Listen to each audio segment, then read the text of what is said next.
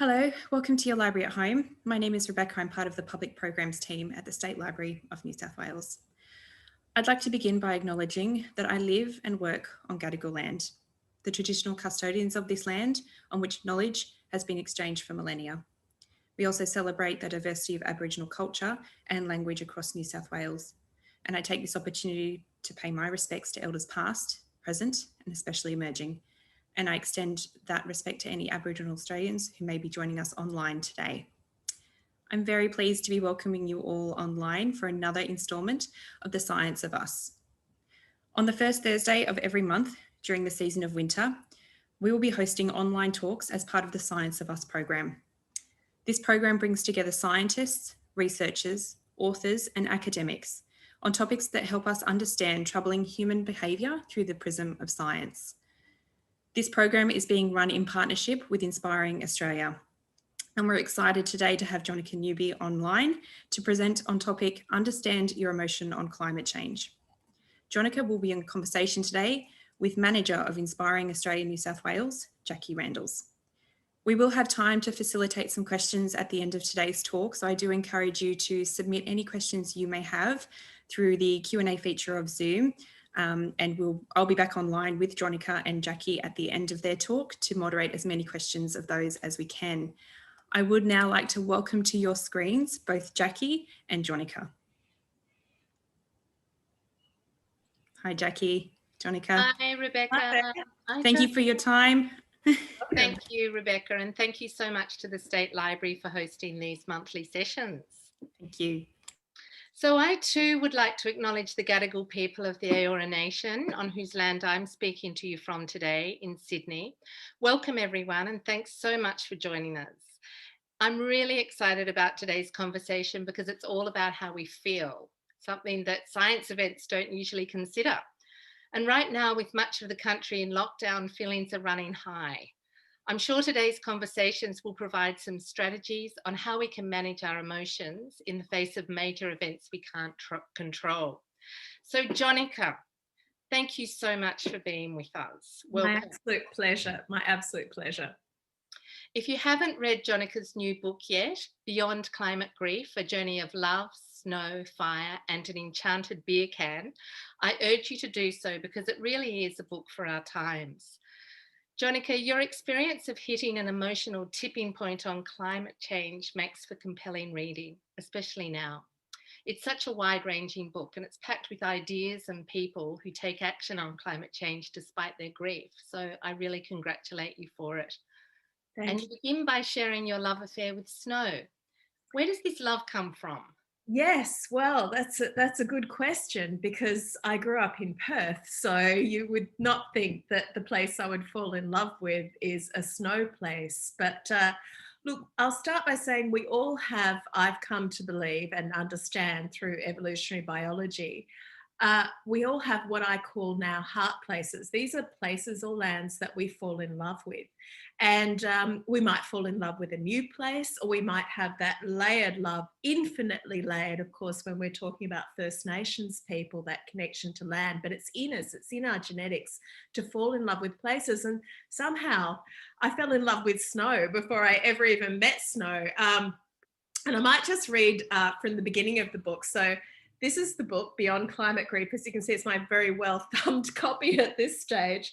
And I hope even the cover gives a sense of the magical and the mountains. Oh, and I should point out, I'm wearing my mountain snow top in honour of this occasion. I absolutely love that, Jonica. And I'll just read from the very first chapter because it gives a bit of a flavour of the book and also of how I fell in love with snow. So each chapter is told through the prism of a different emotion or mental state. And the first one's called Grief, My Love for Snow, a tale of magic, adventure, love, despair, and the fight to save winter. I've always wondered why I fell for snow because I grew up on a beach on the edge of a desert, about as far from snow as you can get. Perth, Western Australia, 3,000 kilometres from the nearest mountains. Frankly, 3,000 kilometres from just about anywhere. So you think I'd be a beach babe, and I was. But as a little girl gazing at the white sand and clear blue water of Cottesloe Beach, somehow it was another white landscape that captured my imagination. A land of dramatic peaks and frosted statues, of sleigh bells and dragons and high-stakes adventures and the ever-present possibility of magic. My mind was being captured by snow. And so when you think about it, particularly those of us who've come from a European tradition, so many of our fairy stories and so many of our fantasies and sense of magic has snow in it. Winter, of course, was the time of telling stories. And I don't know enough about other cultures, but so many cultures right across the world, of course, snow was such a formative thing and part of the storytelling that you get this sense of enchantment. And for me, it just always seemed to sum up the magical.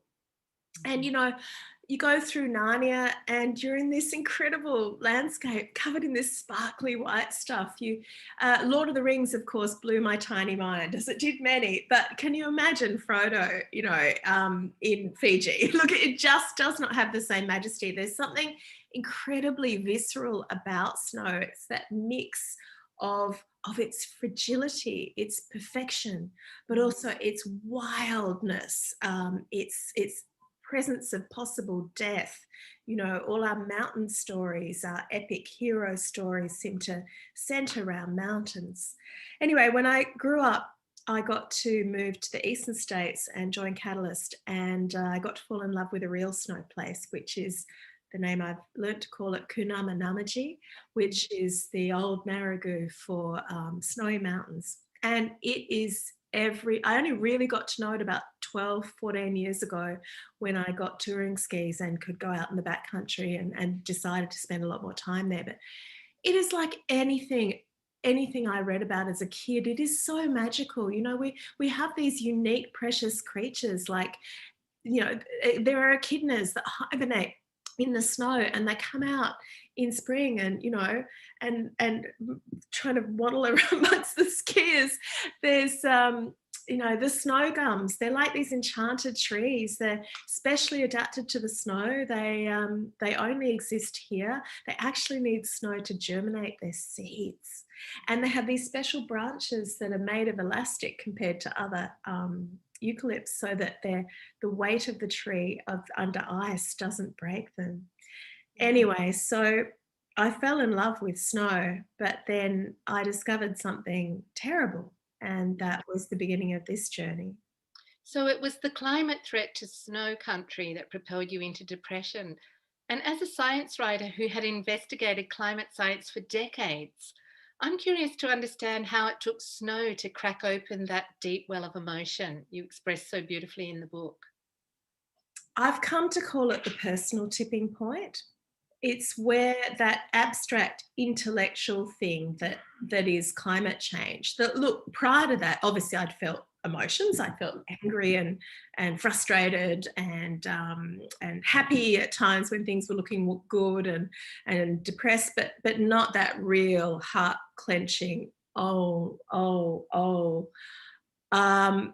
So I think it happens when that abstract suddenly becomes real, immediate and personal. And it was 2017 actually, so quite recently, that this happened to me with snow. Other people will have felt it over the fires actually. It's like, is this what this means for summer? You know, that personal, that it's real. And you know, it's like getting a cancer diagnosis in a way. You have to deal with it emotionally. Anyway, for me, I was on this holiday in Japan, first time I'd ever been there, skiing, and it was a real treat. And, you know, skiing powder for the first time and hang out with Swiss ski instructors on holidays. I know I've told this story a few times, but I always love the Swiss ski instructor. Axel, he's a very nice guy. And I suddenly thought, well, what are you doing here in January in Japan? You know, it's his busiest time of year. And he said, I came to find good snow. Wow. And there was no snow in Switzerland that Christmas. And And then later the same week, half the Great Barrier Reef died. And it was just this moment where I looked around at my magical kingdom and thought, really? Really?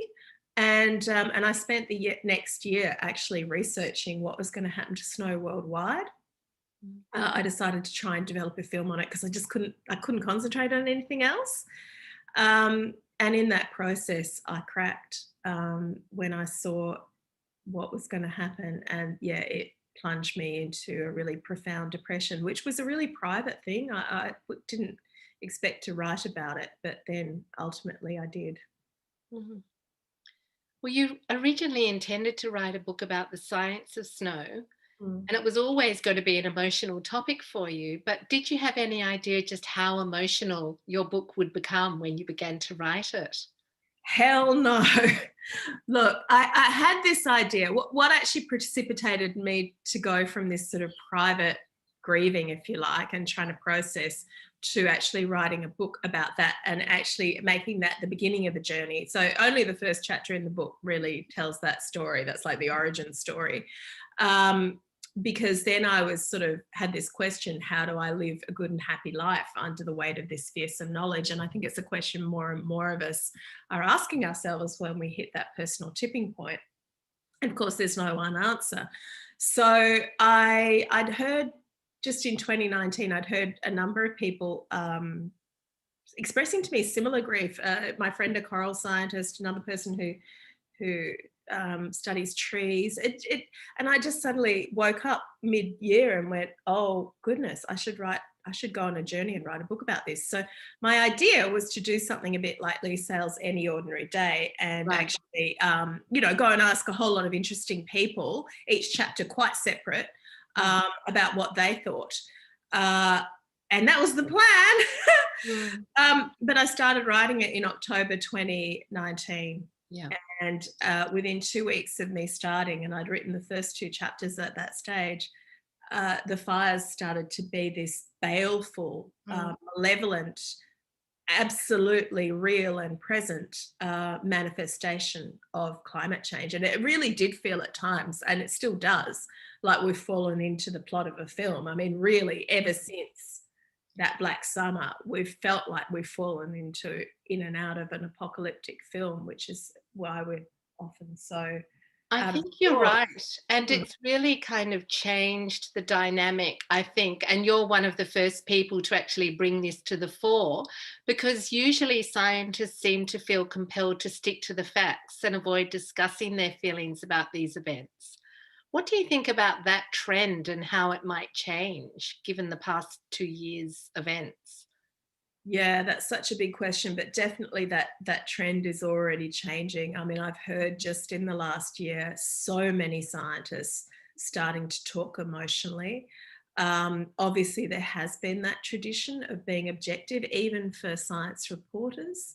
You're not supposed. This is a very personal book, and because the fires got closer and closer and closer, and everything got more and more emotional, the book, which is told from my perspective, it's a memoir actually, gets more and more emotional as all of us were getting emotional. And of course, a bit of a spoiler alert, my mum lives in Malakuta, so I ended up having to deal with all of that and all the emotional fallout from that. Yeah, I think the pandemic coming on the back of all these, I mean, we've had the wildfires in California and so on. I mean, they've just had 49 degrees in Oh, the heat wave is phenomenal. It's northern Canada, for God's yes. sake. I think the emotions are starting to pour out. But yeah, I'd already decided to write this book in another era, if you like. You look back 2 years and it feels like a different era. So the book actually very rapidly it essentially documents that emotional transition in a way, amongst other things. So yeah, I think we're going to see a lot more scientists speaking a lot more emotionally, and we're already seeing that even in the documentaries, for example. And I think that's a really good thing because we all need to be able to express these emotions. And quite often we don't know what they are and we don't even know what's happening to us. But we can get to that a little later. Well, I will make the point there that we haven't mentioned the word climate grief yet. When I fell into that depression, which actually meant that I, for the first time in my life, went to my doctor asking for antidepressants, which was a really big thing for me because I have, just dealt with my own issues in my own way for decades. So to get to that point over this grief for Snow was pretty extreme. But I think that even I didn't even have a name for it really. But naming it climate grief actually is almost a relief. It's like, oh, that makes sense. That's what I'm feeling, because grief is so many things. And the other thing about the word grief, I mean, there are words like eco-anxiety and this sort of thing out there in the literature, which are important too. And perhaps the younger people aren't old enough to have the grief so much, but and it's more just the anxiety. But the word grief, it's not a pathology. This is this is what I don't like about some of these pathologizing terms. The word grief is real and it's big, and you're allowed to have it. In fact, it's important to have it because it's the flip side of love. Basically, if you are grieving or going through a bit of a grief process, it means you're capable of love. The two are completely intertwined, and it honors what you love to go through a grieving process. But of course, the book's called Beyond Climate Grief, and you don't want to stay there. You want to find your way through it. Well, before we go on to those kinds of, your journey of discovery, I just wanted to ask you about another story that's going on in your book, and that's about your partner. And it really does link up to your notion of heart places and those places we love and cherish most. And what do we do when they're under threat? And you draw an incredibly powerful parallel between your heart places and your love for your partner, who not only had been experiencing cancer treatment, but one day collapsed on the floor and literally died. What happened there? Yeah, so my partner is Robin Williams, who does the science show on Radio National. So some of you might be aware of him, and he Zoom bombed us earlier, actually. So he is alive and well, but yeah, a few years ago, around at a similar time, he had the cancer, and he was early in his treatment. So he wasn't actually really sick from the cancer. The chemo was preventive. And I heard this thump on the deck. It was in summer, and I was outside reading on a weekend, and I just thought, I better check that thump, and I went inside, and to my total shock, horror, there on the floor was my partner, lying absolutely white, like a piece of paper, just white, and he wasn't breathing. His eyes were open, which was the worst. And he was agonal breathing, and so I was thinking, oh shit, heart attack. This is it. This is the moment on this beautiful day. It's like it had never occurred to me to that point that he could actually die. And anyway, so I ran to his side, and I didn't know what I was doing. I tried to find a pulse, couldn't feel a pulse. And eventually a few minutes had gone by, and I knew that at about 4 minutes it starts to get brain damage. I knew that.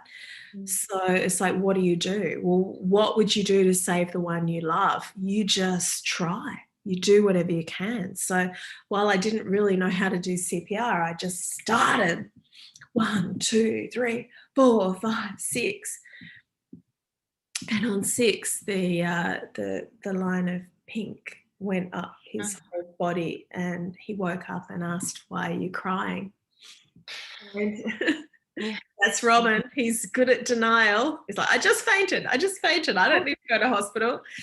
But there's a number of reasons why I put that story, which I never told a soul at the time, because he was still working, and we didn't want anyone to think that he couldn't work. Long story.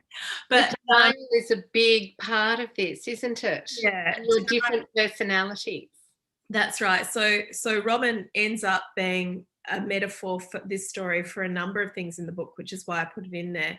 One, the biggest one is, what would you do to save the one you love when you realise your loved one's in peril, which I think is the most fabulous analogy for how we think about our action long term for climate change, because it's much more clarifying to compare it with, you know, what would you do to save the person you love, than to think about, well, what am I afraid of? Why do I need to do that? Because fear isn't so good. And we'll probably get into that in a second. But the second reason it's in there is, as you just mentioned, denial. So we're all basically have a degree of denial in us. We have to. We evolved to. Otherwise, we'd wake up every morning thinking, "Oh no, I better not go outside, or I might die." You know, if we actually were aware all the time of the possibility of our own deaths, we'd never do anything. So we've evolved this shortcut called denial. And we vary in personalities. So your more anxious, threat-aware personality, like me, will flip into thinking, oh shit, we better do something about this much, much earlier than your completely optimistic, bullish, over-optimistic at times person like Robin. Now, Robin, you know, these are the very traits that have made him so successful. Yeah. His complete denial that anything, his body could fail, anything could go wrong. His complete denial that he could even be wrong himself. These are powerful traits, but there comes a point where your brain does have to flip into the next stage of understanding that a threat is real and you need to act on it. And that's where you need the anxious people like me to be the earlier warning signals. And who knows how many times an anxious person has saved an over-optimist. I bet it's a lot. Interestingly, later on in the book, you talk about a dinner party you're at where a man says to you, or he kind of mocks you in your threat awareness, in your conversation, and kind of says, well, I'm just much more optimistic than you, as if not being optimistic is a failure in some way. What's that about?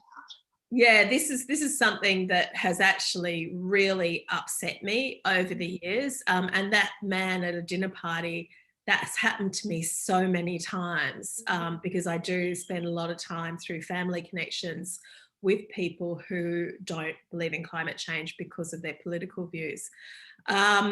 And yes, every single time when I try to have a discussion, here am I, a science reporter, well informed, and I keep it calm. You know, I try to think of things that will get around their inherent blockage to listening to information on this. And because they prefer to listen to, you know, an expert like Alan Jones through, and every single time the argument would then be closed by the gentleman saying, I guess I'm more of an optimist than you, as if my well-informed warning is a personal failing. And I do think that we have pathologized being anxious or warning of problems or threats in this society as if it is a failing. And this has been a big problem with the whole warning about climate change, because it's like, you know, you're a Nelly, nervous Nelly, or whatever, or henny, you know, whatever derogatory term you might want to use. And that was a friggin' put down to say I'm more of an optimist than you. Yeah. And, you know, that's an exact example of pathological denial, really, because my warning is to try and save us all. Well, as the fires came upon us, and you write so well about this, you know, you can't deny it. We're all choking. We're choking in the cities where we can't breathe. We can see the smoke all around us. And it really is a tipping point. And I think your book does take us there, to a place where through this emotional conversation, maybe some more bridges are going to be built, you know, in this conversation. Well, I hope so. And that's one of the reasons I have, I sort of introduced this concept of these different personality types early on in the chapter called Love, which is about Robin. And then later in the chapter that I actually do call Denial, which actually takes place in December, because as I said, it is a memoir, it's a story, it's a diary structure. But each chapter actually gives you some insight into whatever the chapter heading is. So I draw on evolutionary biology and psychology just to give a bit of insight to add to the story. And so the denial that I wanted to explore is exactly what we're just talking about, the denial that we all evolved. And it's sort of trying to also, by putting it that way, to keep the door open, to say to the optimists and others who tend to be really successful business people, politicians, because these are the personality traits that are great for those jobs, and those go-getter type personalities are fantastic. But to try and just bridge that understanding between the two groups and say that there is a point where even you optimists have to move across, and it leaves the door open saying, look, you may not think the science was certain before, but now it is. So come across, across to where we are. It's denial, as you rightly point out, that enables people to not change in the way we all need to take responsibility and make a change. So this is kind of a theme right throughout the book, and it's done really well with lots of experts and just talking about, those things you've talked about, our neurobiological survival instincts. Let's move on now to the chapter about hope, because I thought that was really poignant. You write, in understanding your love for snow, you need to hold separate thoughts. Your heart's grieving, but your soul's clinging to hope.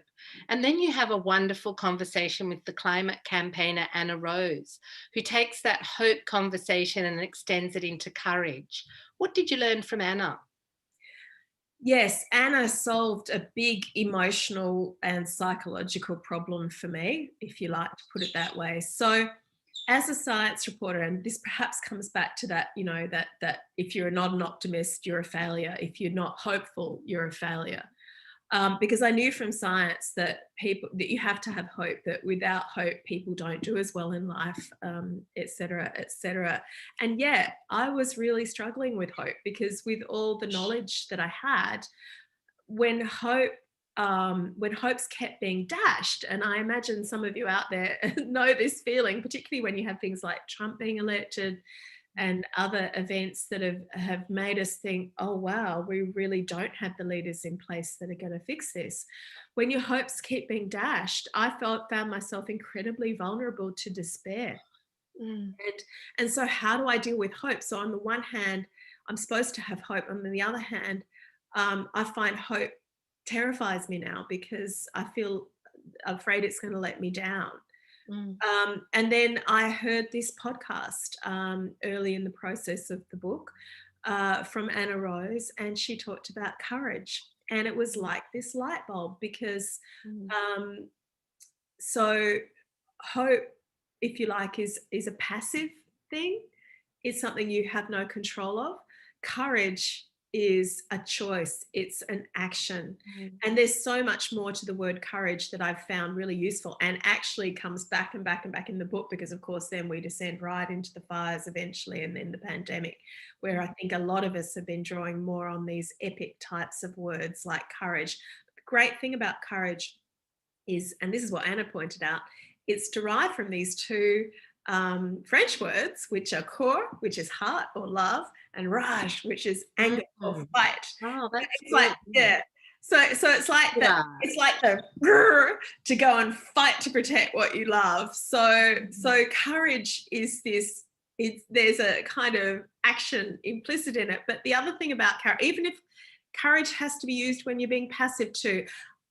Courage is a word I can whisper to myself, and I'm sure, like, I'm actually not just south of the lockdown, though we're living as if we're in lockdown. But, back into lockdown, what can you say to yourself? Because you feel really depressed or all over the place, or brain fog, all these things that come with disaster brain, because these things are neurological changes, and with that incredible upheaval and uncertainty that does, your brain state changes. And, you whisper to yourself or say to yourself, courage. And I find it very encouraging, just that word. And you can say it to others, and it doesn't have false hopes in it.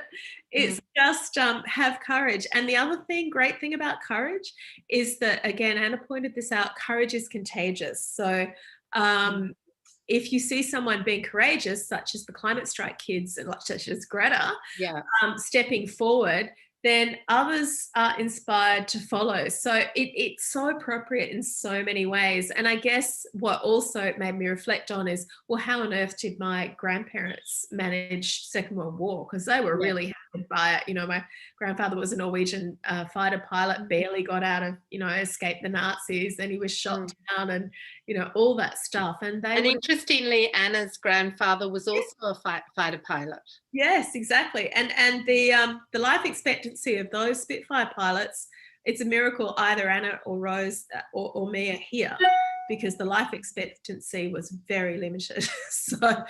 So courage every day, that's what they would have drawn on. And she also talks about you need to take a risk, you know, to be brave. Yes. It's not just about hoping that things will change, it's taking a risk. And she actually uses a great analogy about dating apps. Yeah. You don't have to actually take action. You can't sit home wishing and hoping. That's right. Hope, that's right. Hope is passive. So she says you can go out to a bar. This is obviously before COVID. Like, I interviewed her 1 week before the fires. You know, you can go out to a bar and hope you're going to meet someone, or you can go out somewhere and approach someone and be active and go. If it doesn't work, that's all right. I'll do it again tomorrow. I'll do it again next week, whatever. But you don't give up. And so that's the difference between the passive and the active. Yeah. And I think, look, for climate scientists who have been working in this field for decades with so many of their messages being ignored, I mean, where do they find the strength to keep going when they haven't been able to make that political impact that they so need to make? You know, that's another kind of analogy. Oh, it is. And courage is just one of the strategies that I come across in the journey of the book. So I can't remember if I mentioned, but one of the questions for myself, the big question was, oh yes, I did mention it. How do I live a good and happy life under the weight of this fearsome knowledge? So yeah, I went seeking answers from psychologists, from, as we met, interesting people like Missy Higgins and Charlie Pickering, and, you know, surprising people, as well as some scientists, really not that many, because it was more about all of us and I wanted a broader perspective. But all of them did bring up strategies that actually are put in the book and I have found really useful, and courage is one of them. And these are obviously, I'm hoping, scientists who perhaps have, you know, they might already have some strategies, but this might also give them some more, or at least some words for what they're doing intuitively. So let's talk about some of these practical conversations you've had now. Missy Higgins was great. The musician Missy Higgins, we've all listened to her music, we know it and love it. She actually wrote a whole album about her climate grief. Tell us about how Missy dealt with her anguish about climate change. Yeah, so again, very early on in starting to write the book, I discovered something I didn't know, which was that one of my absolute favorite singer-songwriters, Missy Higgins, had written a whole album called Solastalgia, and I'd never heard it. And solastalgia is that word that is, it's like climate grief. It's the mourning or sense of loss that you have for a landscape that you're still in, but it is changed, and not in a good way. And it turned out that I reached out to Missy, and she very graciously agreed to meet with me. And it turned out her experience of climate grief was as profound and deep as mine. And what she'd done is eventually, and she really struggled to get out of it. And it was her husband who said, you know, you're a creative, you need to create your way out of this. So she wrote this incredible album, and I still think it's some of the best music she's ever written. I really mean that. And I'm not just, I really mean it.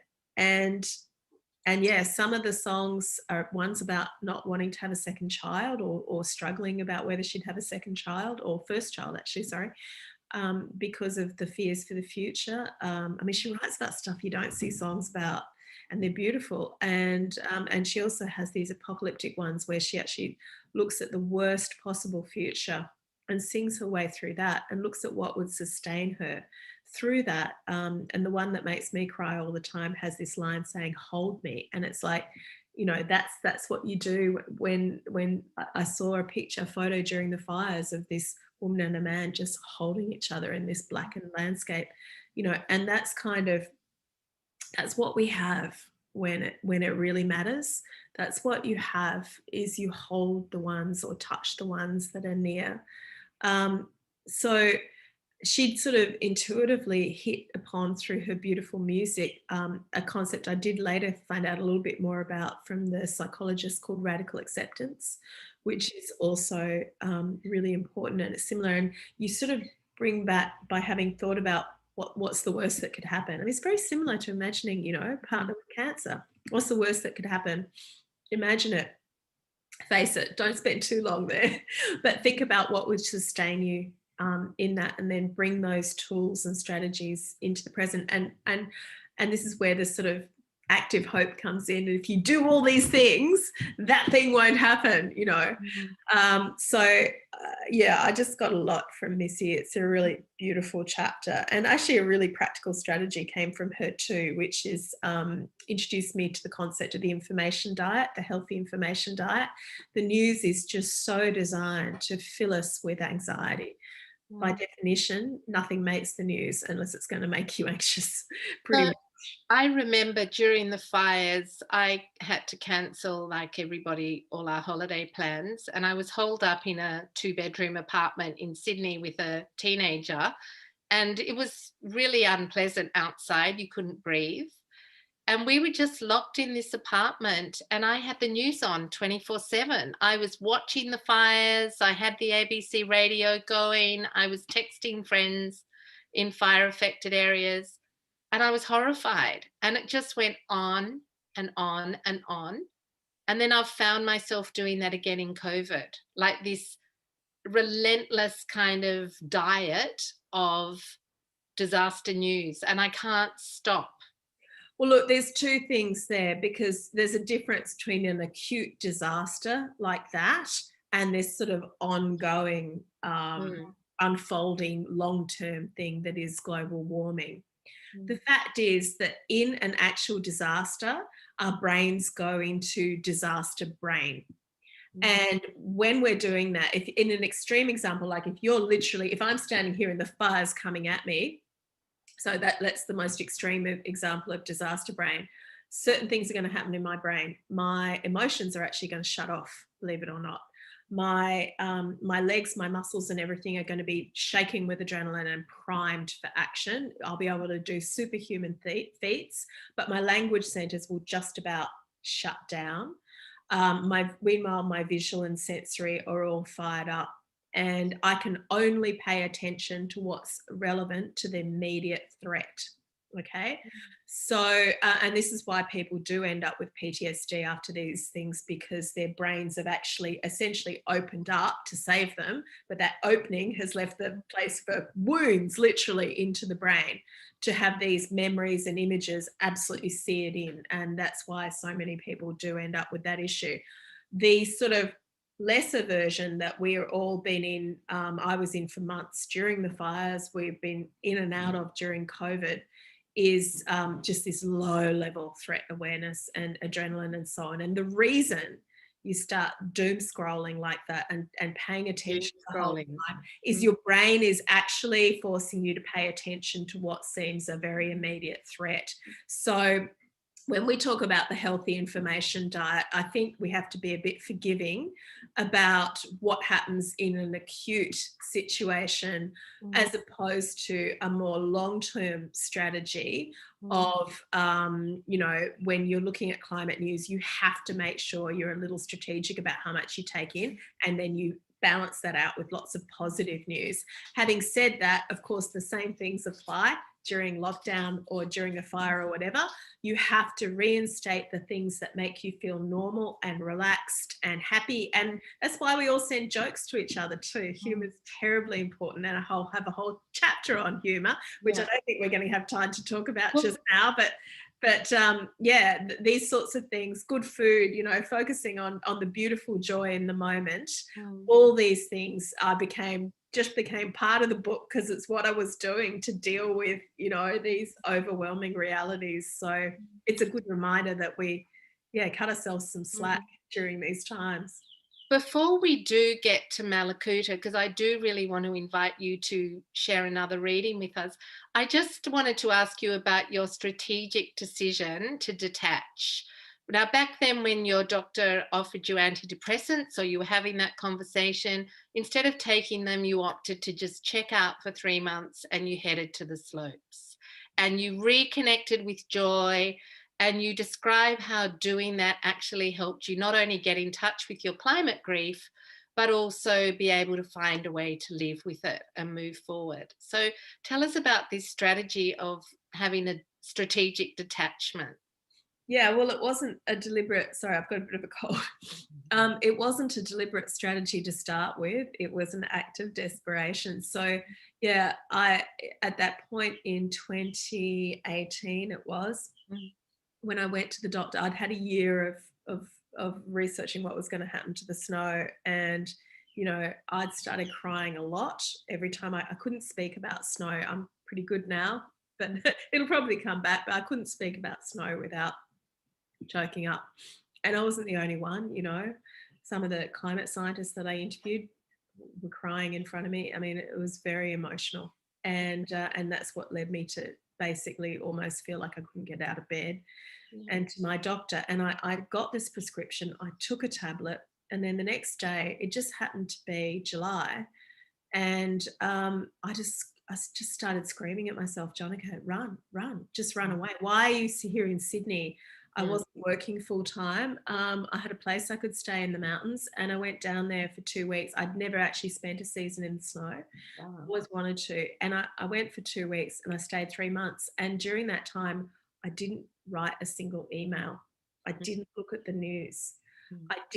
I just completely switched off and went into the joy of the moment. And I was afraid when I came back in October that I would plunge back into that state, because I had a wonderful time. You know, it was just so magical down there. And I would look at my sparkling enchanted trees glittering like chandeliers in the sun, as they do with the ice-rimed leaves, and just go, you are magical.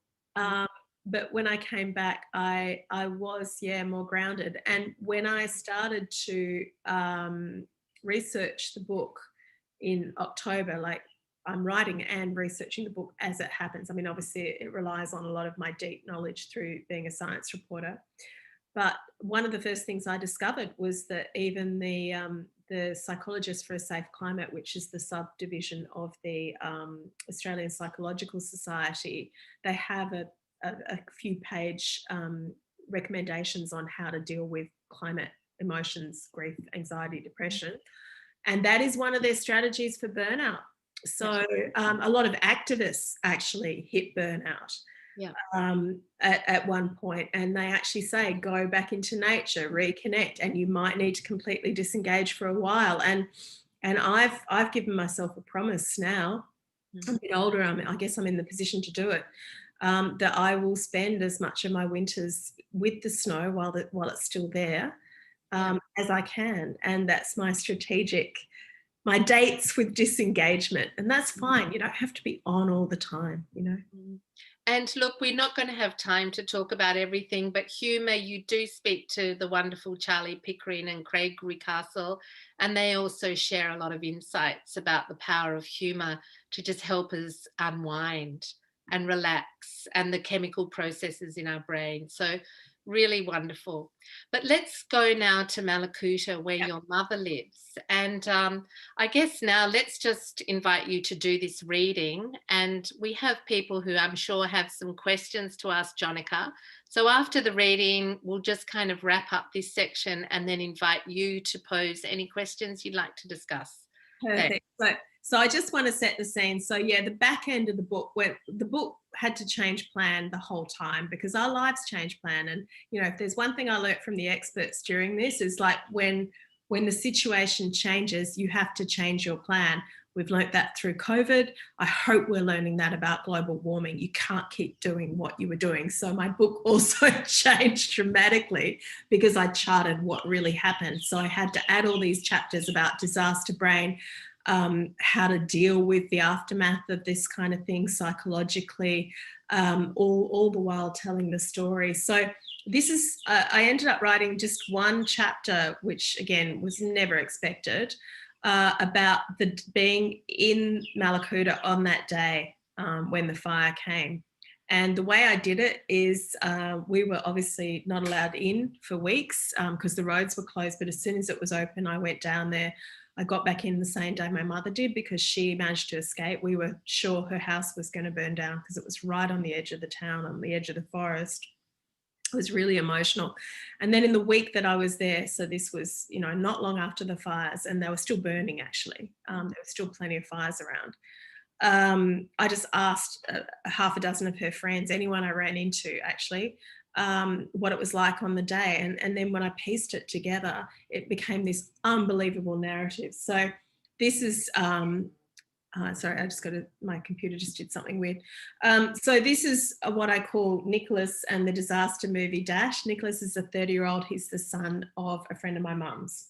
And he finds himself, he decided to stay and defend, which very few people in Mallacoota did because they were told they would not be supported. They would be on their own. And this is in the town. This isn't out in the fields or anything out in the, you know, the surrounding forest. This is in the town. And he and his father-in-law had decided to stay and defend their houses at opposite ends of a road called Terra Nova Drive. But when the fire actually comes, they can't see each other, they can't hear each other, their walkie-talkies are useless in this ear-splitting roar. Unexpectedly on his own, fortified with the desire to protect the life he's built, Nicholas enters survival mode, running up and down the street, fighting spot fires with buckets of water, occasionally a hose. At one point, a power line came down across the road out in front of my house and it all started sparking. Oh God, my hand is at my mouth again. And then everything was blazing behind me and then everything in front of me was on fire as well. And I just thought, well, I can't go inside the house because all the houses are burning. And then I thought, well, if things get too bad, I'll just zip down to the beach on my bike and I'll kind of hide under the cliff face. That was my genius plan. Good one, I nod. It worked. Well, not really, he laughs. So I jumped on my bike and then I head to the beach. Like a scene from a movie, he pedals like the wind down a corridor of fire. All the houses ablaze, all the tea trees ablaze, flames flying 4 times their height, fireballs arcing overhead. It was just raging through the air and I get there and there's a staircase that goes down onto the beach and that was on fire. And I ditched my bike and I ran down the burning stairs, but the fire actually came down the cliff face and the beach was on fire, all the tussocks. And I saw them start burning down the beach and heading into town. And I was like, holy shit. And I couldn't go that way and it was burning down the cliff face. So I ran to where the boat ramp is. I got up to the top and my bike, it was burnt to a crisp. And then another front came through, but on the other side, and it went all the way down to the boat ramp. And I was kind of stuck in the middle then. So I had to run through the golf course. My jaw is on the floor as Nicholas describes running from the flames, ending up doing a 2-kilometre high-speed loop around the back of the fire front to the other end of Terra Nova Drive, checking in on his father-in-law, then sprinting back to his end to pick up a bucket again, where, if anything, conditions are worse. There was fire everywhere. Pretty much every fence was on fire. And then the bushes, trees, houses. And then it kind of escalated. Houses would catch on fire. And then the next house would catch on fire. Everything at that time was just chaos, really. Amid this sensory and emotional overload, with 10 houses burning around him, Nicholas's brain encodes a new knowledge, the dreadful keening sound a home makes just before it dies. It starts chuffing like it's burning on the inside. It starts chuffing and you can see it. The windows start to bend and then bam, the windows pop and it just explodes like a freaking bomb. And then just the thought in your head, like the animals, all the trees. Nicholas looks up, grieving. It's like all the things, the beauty this place has to offer is burning in front of you. And it's out of your control, you know? There's nothing really. You're just a person with 2 buckets. Look, Jackie, the reason I've ended, I know it's, and I'm sorry if I've triggered anyone, I know it's a powerful piece, but the reason I've actually been doing it as a reading is that when I wrote it, I didn't realize what a powerful metaphor just that small vignette is for all of us under climate change.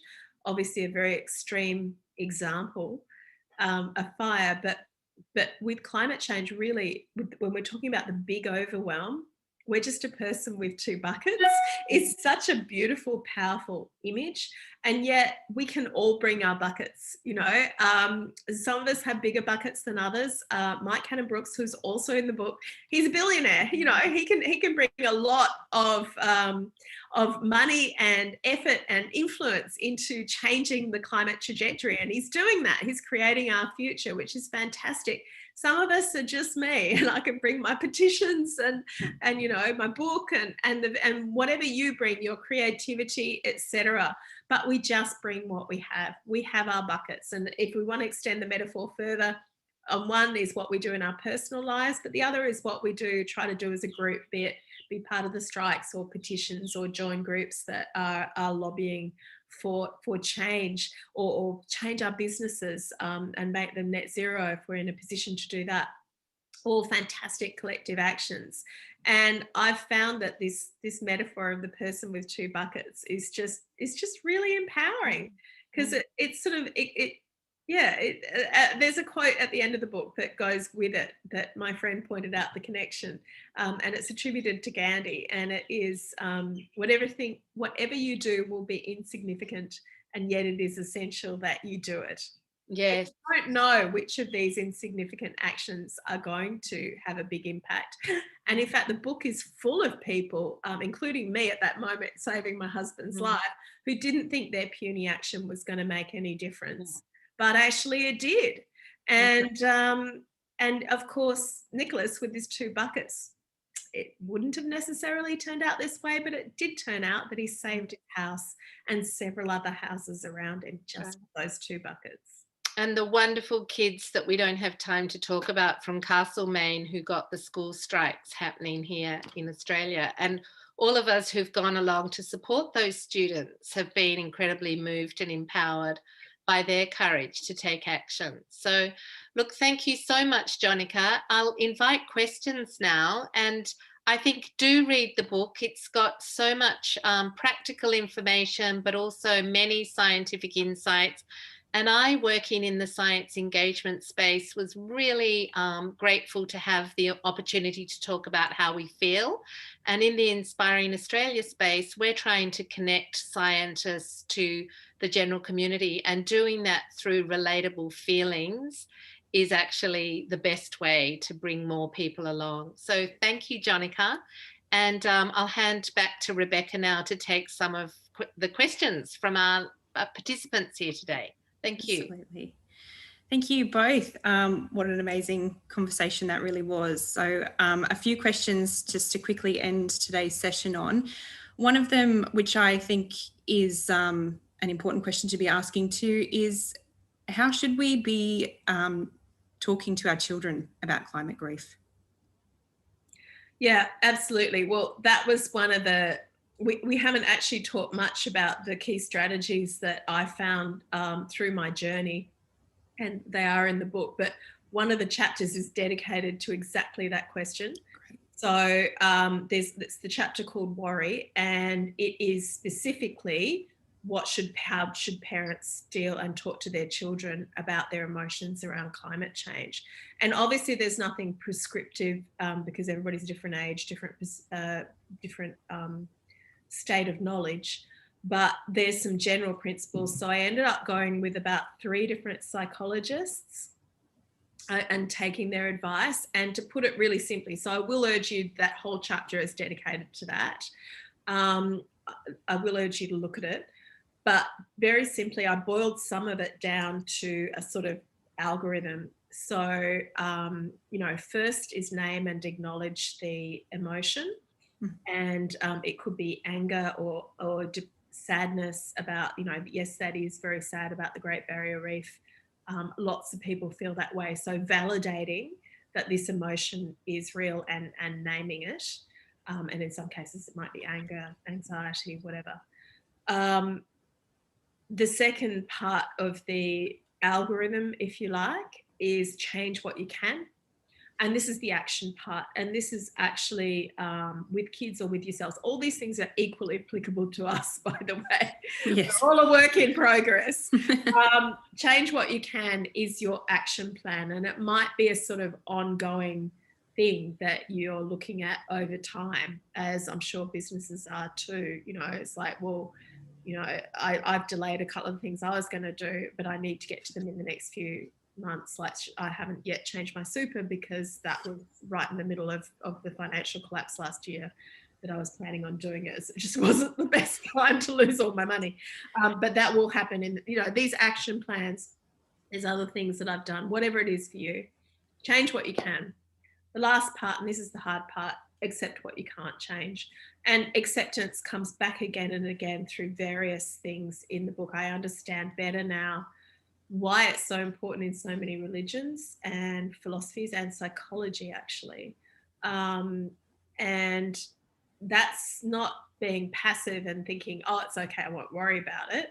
It's change everything you can. But what you can't change, what you personally don't have any power over, you need to be able to learn to live with the feelings that might arise out of that. And it might be that you go, it's okay to grieve right now. You know, grieving is okay. It might be, you know, you're going for a walk, reconnecting with nature, definitely focusing on the beauty in the now, whatever strategies there are. And again, for kids, and there's lots of sort of, I don't know the correct terminology, but, you know, self-soothing, a lowering of arousal strategies to take through with your kids as well. Oh, and the other idea that really stood out from that chapter with the kids is look for heroes. So go out of your way to find the people that your kids really, really admire and love. And obviously Greta has just been this poster child for all of that. But there are others in Australia. I write about the Castlemaine kids wonderfully because I wanted to create an Australian or highlight some Australian hero kids. Yeah. Yeah, there's lots of others. It's really good for all of us to look for heroes. It might be Mike Cannon-Brookes with his, you know, 3,000 kilometre cable of the biggest solar powered farm in the world that he's trying to build. Look for these kind of things and ask yourself, how can you be like them? Right. Or join them. We can't be like them all. That's too much. But how can we join them? Perfect. Look, just one more to end on, which I think is a really nice way to end, is to have you just mention a couple of positives that have emerged since writing the book. Yes, and I think there are a lot. So because our lives became so much more challenged and meaningful, the book became much more challenged and meaningful. So where do I start? One of the things that became profoundly important to me is the way most of us act during disaster and real threat. When we actually have to shift out of that brain state of everything will be fine, optimism, you know, it'll be the same as it always was, and are faced with scenes out of an apocalypse, you know, those early days in January when everyone was on the road escaping the fires and, you know, you couldn't see the sun. The vast majority of people had all their pro-social emotions aroused. So most of us, let's just say that, I'm just going to hive off 20% of the population and say they're on the more low empathy, sociopathic end of the spectrum. They're not going to suddenly become giving, caring, sharing people. That's not how their brains work. But the vast majority of us actually are overwhelmed by this absolute urge to help. Like, it was powerful. It was visceral. We wanted to do something, even if it was just to, you know, donate money if we couldn't physically do anything. But, you know, there were shelters springing up like mushrooms after a storm. I mean, they were just immediate. People were rushing down to help. It was extraordinary. And we become driven by these emotions like compassion, pride, gratitude, and, as I said, this overwhelming urge to help. And when I subsequently looked it up in terms of the research, that's actually what has been found, that far from it being this outbreak of, you know, cannibalism and looting, you know, that we sort of imagine when disaster strikes. Actually, people, most of us, we evolved to pull together, and we have these special pro-social emotions that do that. And even shame has its place, you know, when people aren't doing the right thing for our group survival. You can see why that emotion evolved, even if it is misused a lot of the time. So that gave me a lot of hope. And also the fact that I think people are really, it makes many of us have a good hard look at our lives. And as when our lives are really disrupted, such as through an illness diagnosis, such as through a fire that burns down our house, such as through a pandemic that completely upends everything that we could have imagined, all of which have obviously happened in the last year, then we really focus in on what matters most, on meaning. And that's actually the final chapter of my book, is about that. And you might question how busy we've been in some cases, and is there a way we can rejig our lives to be a bit less busy? I know it's hard. Everyone's kind of squelched by these housing prices and all that sort of thing, but the questions are being asked now. So there's a lot of positives that have happened since then. In terms of the climate itself, I actually, you know, there are people now, such as even Boris Johnson and others, who have gone from their over-optimism into seeing that the threat can be real. Like, and maybe it took the pandemic to get some of those over-optimists to go, oh, wow, life really can change on a dime. Maybe these climate scientists are right. Maybe I should take that seriously. You do see some amazing people really pushing on. Matt Keane in New South Wales, there's some things that have not gone well for the environment under his watch, but overall he has been courageous, and he has been pushing against the tide of his own, you know, his own surrounding people to do the right thing. So I think we're in a time of incredible flux. We're obviously in a time of incredible flux, but I do believe that we will look back on 2020 as the beginning of the big final stretch of the social tipping point that gets us all into the next state as a nation and as a world that we need to be. Whether it'll be enough is another question, but I think we will look back historically as this is a big social tipping point. And one of the things I haven't even mentioned, the most important philosophy that came out of my whole research, which was this notion of active hope, where active hope is something that you do. It's this contribution that you give to the world. And you basically, just to really simplify it, you hold in your head the terrible future that could be what's there, and you hold in your head the best possible future you can see. Again, back to the cancer analogy, you hold in your head this person could die, and you also hold in your head that he could be great, you know. And your action, your gift of active hope is to that future. So it's a way of dealing with realities without being overwhelmed by them. But the other great thing about the notion of active hope is it talks about having a call to adventure, treating this as a call to adventure, and catching an inspiring vision and going for it. And if nothing else, you'll have to say the next 10 years are going to be exciting. Thank you so much, Jackie and Jonica today. Thank you, everyone online. Thanks, Becca. What a wonderful finale to this discussion. Absolutely. I'd like to give a quick plug before we log off today to the 5th of August for our next Science of Us program, where we'll be joined by cognitive neuroscientist Dr. Mark Williams on limiting screen time. Probably easier said than done in the current times, but nonetheless an important conversation. It's been amazing having you both online today. I'd also like to mention coming up in August is National Science Week. The State Library will be holding 2 extra talks in August to celebrate that. Again, continuing on with the Science of Us program. So I hope to see you all online again in August. I wish you all the very best. Thank you for joining us. Have a great day. Thank you. Bye.